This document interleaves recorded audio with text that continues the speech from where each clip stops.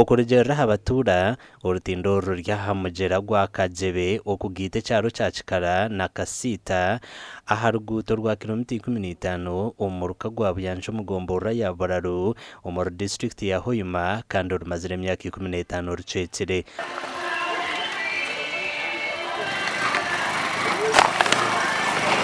Abatura b'ecyaro cya Kikara abaruma Hassan Waiswa na Elizabeth Biencha nibagera ngo babona bwinene by'engenda umushweka cyabo. Umuhanda guni tusomberamo ubusaho bwa mvugo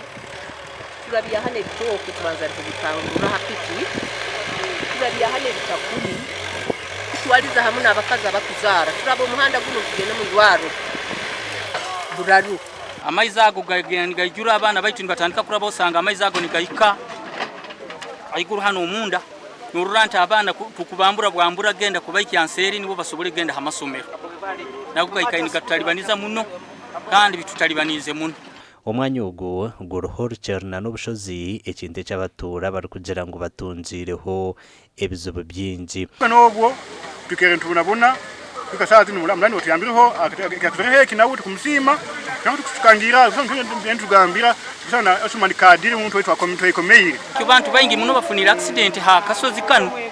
habo kutwara ebirime byabo mu town igenda kubitunda ogenda kubika ko bundi byona bichwachwanikire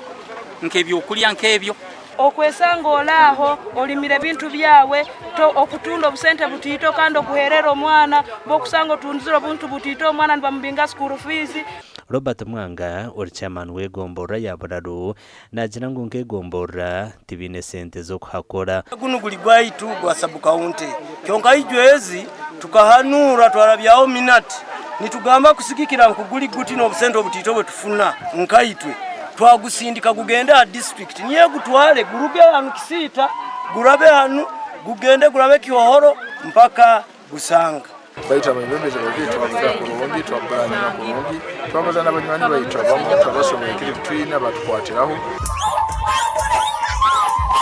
aba batunjiro buhwezi okurgo wa RDC wachukube Amran Tumusime obaterire hebugogo eberakoza kutwara mizi na nokushika huitaka ato muntu wono muri myono ari bugabedi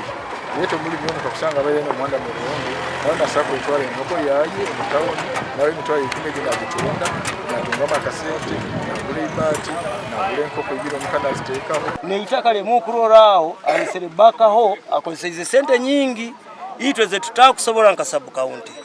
county ya Bularu efune milioni mukaga ezengudo emilioni mukaga harugudo hano ozite iroti zina ali zikoraki zikora